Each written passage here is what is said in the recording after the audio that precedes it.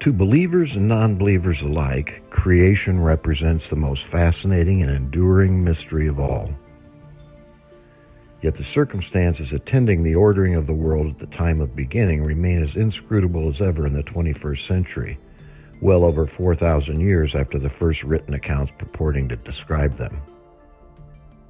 In our recent books, The Case of the Turquoise Sun, Egypt Under the Stars, and Snapshots of Creation, we argued that the best window into creation is provided by the countless mythological traditions recounting it, often in surprisingly explicit detail. Typically the most treasured of cultural traditions, cosmogonic myths were committed to memory with each new generation for untold millennia and recited or acted out during all especially sacred occasions such as the New Year's celebration, the coronation of a king, the founding of a new temple or township, marriage ceremonies, etc. Creation accounts are common to all cultures at all times, and as a result, researchers are blessed with a vast database of evidentiary testimony to sift through and subject to forensic analysis. By far the most revolutionary insight into creation was provided by David Talbot in the Saturn myth. It was Talbot's claim that the earliest creation accounts describe real natural events involving planets moving on catastrophic orbits, which he dated to the prehistoric period, presumably between 7500 and 3500 BCE. Perhaps the most compelling evidence in favor of this proposition is the demonstrable fact that the ancient accounts of creation agree on key details around the globe. With this introduction before us, we turn to consider the universal cosmogonic motif of the world pillar. The world pillar figures prominently among the mythological motifs, unequivocally pointing to a differently ordered celestial landscape in the relatively recent prehistoric period.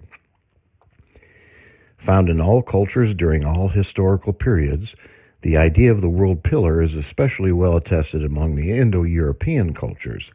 Witness the commentary of Roger Woodard. Quote, "The idea of a column representing the vertical axis which forms the center of the universe linking heaven and earth is clearly well developed among early Indo-Europeans." End of quote. A classic example of the world pillar is the Germanic Irminsul, first mentioned in a chronicle recounting Charlemagne's campaign at Eresburg. The latter was expressly likened to a world pillar and believed to uphold the world. Quote, "They, the Saxons, worshipped in the open air a vertically upright trunk of no small size, called in their mother language Irminsul, or in Latin, column of the universe, in the sense that it carries everything." End of quote. It was commonly believed that the column was sacred to the Latin god Mars. The Saxon god Latinized as Mars was almost certainly Hermann. For this we have the testimony of one Widukind from circa 967. Quote, "In worshipping one of their deities called Mars, they imitate Hercules with an image of columns, because the one whom we call Mars is called Hermann." End of quote. The world pillar is also attested in ancient Greece. This is most familiar from the tradition that the giant Atlas held up heaven on his powerful arms, found in both Homer and Hesiod. According to Hesiod, quote, "And Atlas through hard constraint upholds the wide heaven with unwearying head and arms, standing at the borders of the earth before the clear-eyed Hesperides."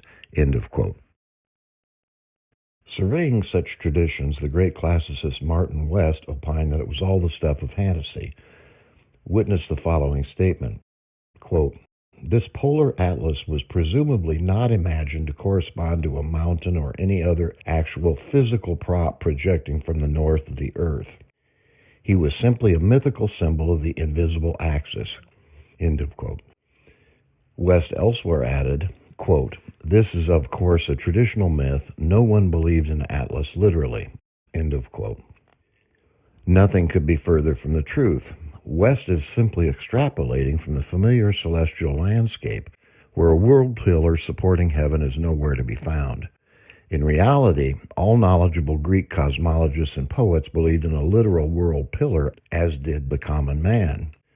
Plato himself spoke of a celestial pillar in the Republic, quote, "extending from above through all of the heaven and earth like a straight line, like a pillar."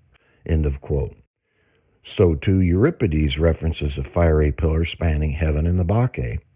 Quote, "A light of holy fire towered between heaven and earth." End of quote. While most ancient cultures had their own version of the world pillar, it is Vedic India which offers us the most detailed information about the history and structure of the sky prop in question. This history is frequently alluded to in the Rig Veda, wherein Indra is repeatedly invoked as an atlas-like sky prop. The following hymn includes one of the clearest statements regarding this archaic mythological motif. Quote, "Now I shall proclaim the great deeds of the Great One. In its exhilaration, Indra smashed the serpent. He propped up lofty heaven on the mid-space that has no pole. He filled the two world halves in the mid-space. He held the earth fast and spread it out." End of quote. Yet another hymn proclaims, quote, "Towering, you have propped up heaven aloft, Indra." End of quote. The original point of reference, beyond question, is to the extraordinary natural events remembered as creation. Witness the unequivocal allusion to the separation of heaven and earth and the propping up of heaven, two central episodes in the ordering of the cosmos during the so-called time of beginning. Implicit in Vedic cosmogonic myth is the idea that Indra's function as a sky prop played a pivotal role in the separation of heaven and earth. Jameson and Brereton underscored this point in their recent translation of the Rig Veda. Quote, "Heaven and earth also give shape to and encompass the cosmos, providing a safe enclosure within which life can flourish. The separation of the two to create this space is the primal cosmogonic moment, and Indra's accomplishment of this separation by propping them apart is endlessly celebrated." End of quote. Those readers familiar with my writings will know that I have identified Indra with the planet Mars. The same identification applies with respect to the Greek Heracles and Norse Thor, both remembered by their respective cultures as sky props. The memory of Indra's sky prop left an indelible mark on Indic ritual. In a popular festival known as the Indra tree, often likened to the European maypole celebrations, a gigantic tree pole was erected amidst much din and revelry. Jan Ganda, whose monograph on the ritual in question remains the gold standard, describes it as follows, quote, "At the Nepalese Indra festival, figures of Indra with outstretched arms are erected all about the city, no doubt at least originally representing Indra himself." End of quote. The outstretched arms of the war god were doubtless conceptualized as upholding the sky in atlas-like fashion. The Indra pole was much renowned for its fixity in the Rig Veda and in the Indra ritual alike. Albertina Neukerten emphasized this point in her monograph on the latter ritual. Quote, "In passage 14081, a passage that deals with the Indra tree, it is also clear how in the procedure of setting up the Indra standard, its fixity was emphasized." End of quote. The fixity and stability accorded Indra's pole-like tree, in turn, recalls archaic traditions about the skamba, literally prop or support, the Vedic name for the world pillar supporting heaven. It, too, was renowned for its permanence and stability. Witness the following hymn from the Atharva Veda. Quote, "Upheld by Skamba's power, these two, heaven and earth, stand fast." End of quote. The word translated as stand fast here is Sanskrit sta, to stand firm, fixed, or immobile. The same text goes on to identify the skamba with Indra itself. Quote, "Thee, O Indra, I know plainly as all established in the skamba." End of quote. Such traditions confirm Indra's inherent connection with the world pillar. They also put the lie to the opinion of scholars such as Martin West, who would interpret the world pillar as a symbol of the invisible axis mundi, for how is it possible to speak of a fixed pillar in the absence of a tangible object? A close parallel to the Vedic Indra is offered by the Egyptian god Shu. In Egyptian cosmogonic myth, it is Shu who is most commonly credited with effecting the separation of heaven and earth, and much as was the case with Indra, Shu was commonly represented upholding heaven with his upturned arms after the fashion of the Greek Atlas. This idea is already attested in the pyramid text from the 3rd millennium BCE. Quote, Shu, whose arms are under the sky, are upraised. End of quote. An archaic name for the sky prop was skent, celebrated as follows in the coffin text. Quote, the great prop which separates the earth from the sky. End of quote.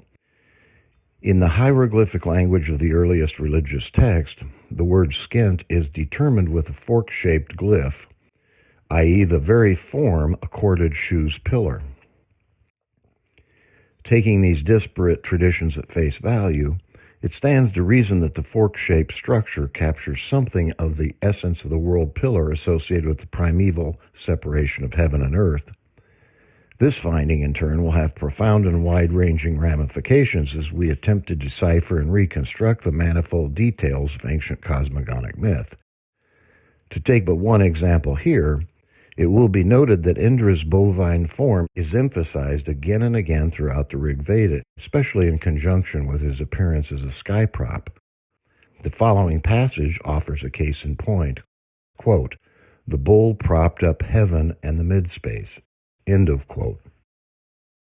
Here, too, conventional scholars have nothing but crickets to offer by way of explanation for the Vedic thunder god's bovine form.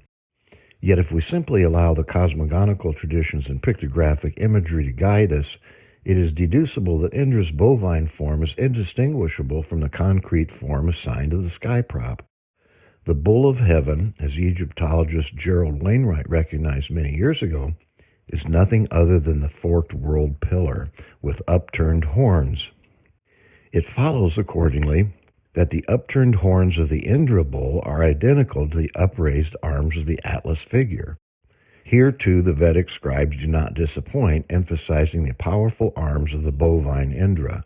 Quote, this one, great, with a great pillar propped up heaven, he, the bull, high are the arms of you who are stalwart Indra. End of quote.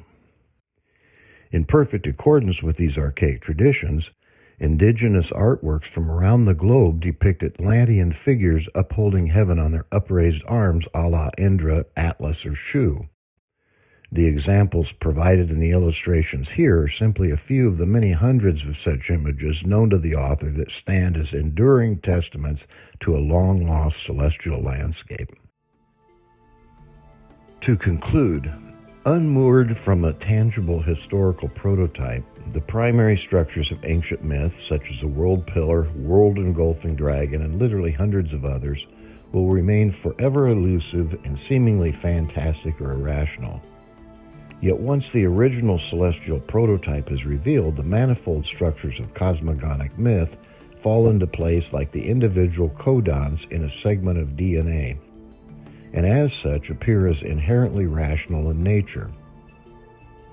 For the undeniable fact remains that the historical information encoded in cosmogonic myth, like that encoded in DNA, provides invaluable clues to what makes us human.